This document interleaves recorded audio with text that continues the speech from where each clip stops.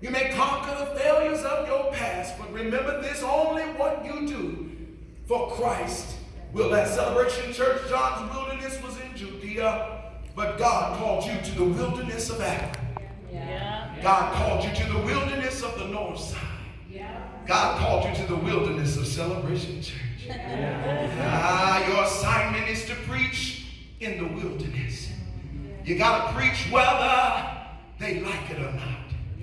Your assignment is to preach in the wilderness. When they talk about you, preach. I feel my Baptist side coming out a little bit. You got to learn how to preach down on the inside when it looks like there's no sun in the sky. You're going to have to learn how to preach. Preach to your soul when your mind is discombobulated and it feels like you can't make it.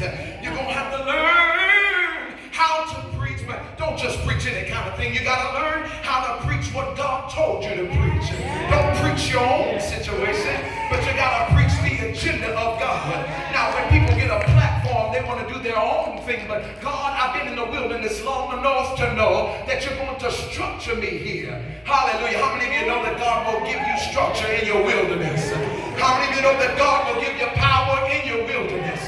How many of you know that God will give you strength in your wilderness? How many of you know that if you stay there long enough, God will put you in a place, the Bible said, after you have suffered a while, He's going to strengthen you.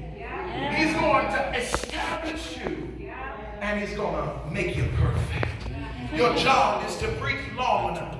Somebody say long enough. Long enough. Saying somebody might be saved. You must preach long enough until somebody cries out for deliverance. You got to preach long enough until somebody says, how do I get this baptism?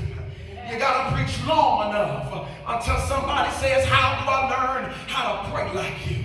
How can I sing like you? How can I walk like you? But forget all of that. How can I walk like Jesus? How can I talk like Jesus? How can I suffer the cross like Jesus? The wilderness will teach you how to suffer. Tell somebody, be walk in the wilderness. I know you're sitting there looking at your neighbor. You shouldn't have sat by him if you didn't want to sit by him. But now that you're sitting by him, it's too late. Look at your neighbor and tell them, don't stop preaching. I didn't hear the tune that I had. I said, don't stop preaching in the wilderness. Don't stop preaching I heard you singing with them. I need you to sing with me now. Don't stop preaching in the wilderness. Lastly, and I'm almost done, it was the job of the servant to clear the pathway of the king. Any brush was in the way, any logs were in the way, any debris was in the way. It was the job of the servant to clear the way of the king. And I've come to let you know today it's time for you to clear some brush out of the way. I've come to let you know Jesus is on his way back. Jesus is on his way back.